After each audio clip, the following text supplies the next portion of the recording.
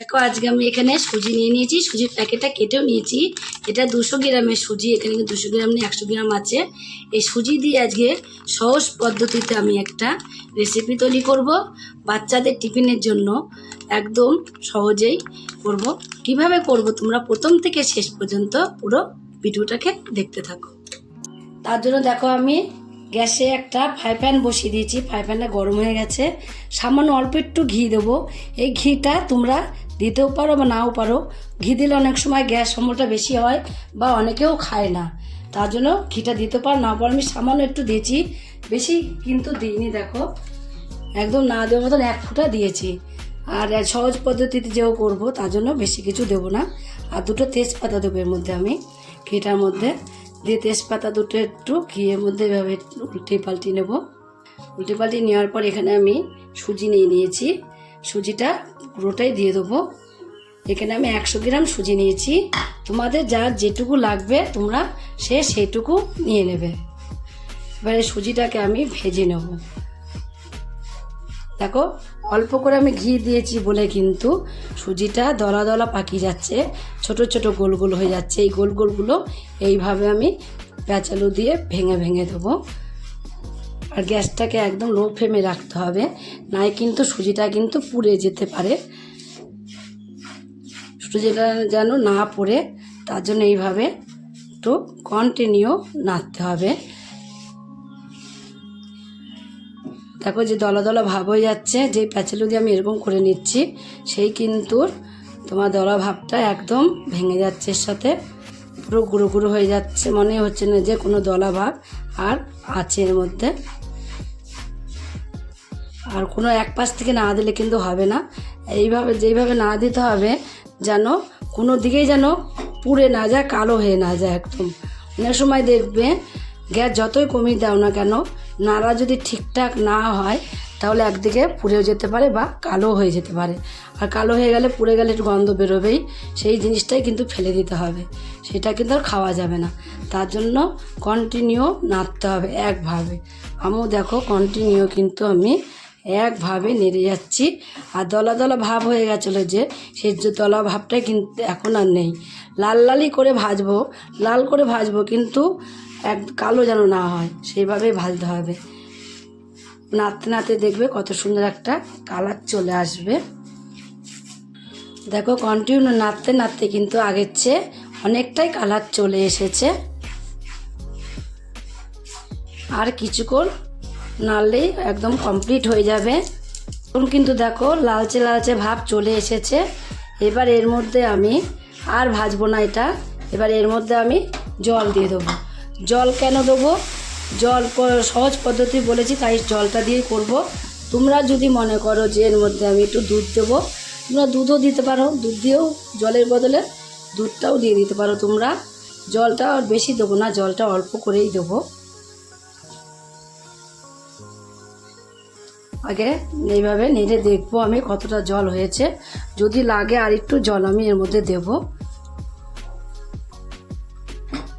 অল্প করে একটু জল দেবো এর মধ্যে আমি, আর একটু লাগবে, যেহেতু খুবই শুকনো টাইপের হয়ে গেছে তার জন্য আর একটু জল এর মধ্যে দেবো আমি। দেখো আর একটু জল দিয়ে দিয়েছি, দিয়ে কিন্তু এখনও শুকনো টাইপের হয়ে গেছে, আর এর মধ্যে জল দেব না। এবার আমি জল দেবো না বলেছি, এবার দেখো চিনিটা দিয়ে দেবো এর মধ্যে আমি। চিনি যেটুকু লাগবে, মিষ্টি যে যেরকম খাবে ঠিক সেরকম এর মধ্যে চিনিটা দিয়ে দেবে। চিনিটা দিলেই দেখবে একটু জল জল ভাব চলে আসবে, তার জন্য জলটা আমি এর মধ্যে দেবো না। দেখো আগের থেকে কতটা নরম হয়ে গেছে চিনিটা দেওয়াতে। এত সময় কিন্তু একটু শক্ত শক্ত ভাব ছিল, এখন কিন্তু সে শক্ত ভাবটা কিন্তু এখন আর নেই, নরম ভাব হয়ে গেছে, দেখেছো?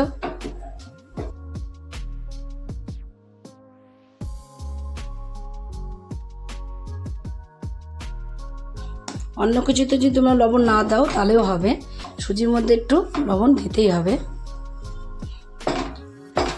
এখন যদি তোমরা মনে করো যে সুজিটা একটা শক্ত টাইপের হয়ে গেছে, এর মধ্যে একটু সামান্য ঘি দেবো, তাহলেও তোমরা একটু ঘি এর মধ্যে দিয়ে দিতে পারো। ঘিটা দিলে এই যে লেগে আছে নিচে, দেখো অনেকটাই লেগে লেগে আছে, এই লাগাটা থাকবে না। লাগাটা উঠে আসবে, এমনি তো উঠে আসবেই, আর ঘি দিলে সহজেই উঠে আসবে।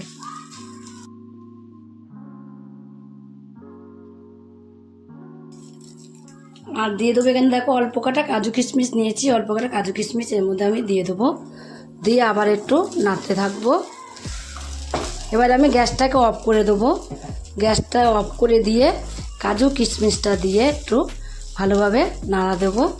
দেখো ফ্রাই প্যানে কিন্তু এখন আর আগের মতন লেগে নেই, প্রথম যেরকম লেগেছিল এখন তো নিজে থেকেই উঠে আসছে, এখন আর আগের মতন লেগে নেই, এখন একদমই পুরো কমপ্লিট হয়ে গেছে। এবার আমি একটা থালার মধ্যে নামিয়ে দেবো। যেই থালাটার মধ্যে নামাবো সেই থালার মধ্যে সামান্য একটু হাতের মধ্যে ঘি নিয়ে আমি মাখিয়ে নিয়েছি। মাখিয়ে নেওয়ার পরে পুরো সুজিটাকে আমি এর মধ্যে নামিয়ে দেবো। নামিয়ে দিয়েছি দেখো, আমি এইভাবে থালার মধ্যে একটু আমি পেতে দেবো। পেতে একটা আমি এখানে চৌকো ভাব করে নেবো, চৌকো সাইজের। দেখো পুরো যেন চৌকো ভাব হয়। কালারটা দেখো কত সুন্দর লাগছে দেখতে। অনেক বাচ্চারাই কিন্তু টিফিনে খেতে চায় না। অনেক সময় মায়েদের চিন্তা হয় যে কি করব, সুজি তো আছে, সুজি তো রোজই করে দিই, সুজি করে দিই, আজকে সুজি করে দেবো, ভালো লাগছে না। তখন তোমরা এই সুজিটাকে একটু অন্যরকম করে করবে, দেখবে কতটা ভালো লাগবে, নিজেদের কাছেও ভালো লাগবে, আর খুব তাড়াতাড়ি হয়ে যাবে, একটু টাইম লাগবে না, অল্প টাইমের মধ্যে হয়ে যাবে।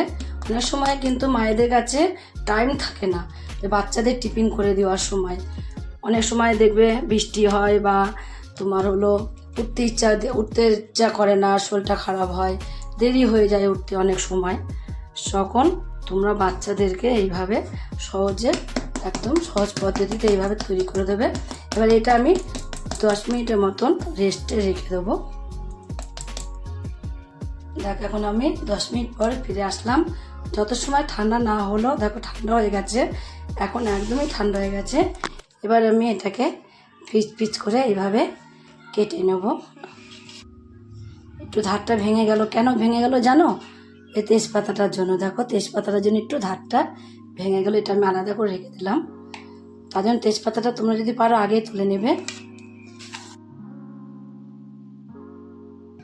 একটা তুলে তোমাদের দেখি, দেখো হাতে ধরে কিন্তু তোলা হয়ে গেল, আর এত সুন্দর লাগছে দেখতে। তোমরা এইভাবে না করলে বুঝবে না, দেখতে যেমন সুন্দর খেতে ঠিক তেমনই সুন্দর।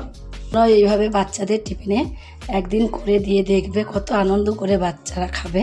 তোমাদের কাছেও যদি রেসিপিটা খেয়ে ভালো লাগে, তোমরা যদি ফেসবুক থেকে দেখো, ফেসবুকের পেজটি ফলো করে দেবে। যদি ইউটিউব থেকে দেখো, ইউটিউবের চ্যানেলটি সাবস্ক্রাইব করে দেবে, পাশে থাকা বেল আইকনটিটা প্রেস করতে ভুলবে না, তাহলে নতুন নতুন রেসিপিগুলো তোমাদের কাছে তাড়াতাড়ি পৌঁছে যাবে। আর আমার চ্যানেলে তোমরা নতুন বন্ধু হয়ে থাকো, সাবস্ক্রাইব করোনি, প্লিজ সাবস্ক্রাইবটা করে দিও, সবার আগে তোমাদের কাছে নোটিফিকেশন ঢুকে যাবে। ছোট্ট করে লাইক করো, কমেন্ট করো, অনেক অনেক শেয়ার করো। নমস্কার বন্ধুরা, দেখা হবে আবার পরের রেসিপিতে।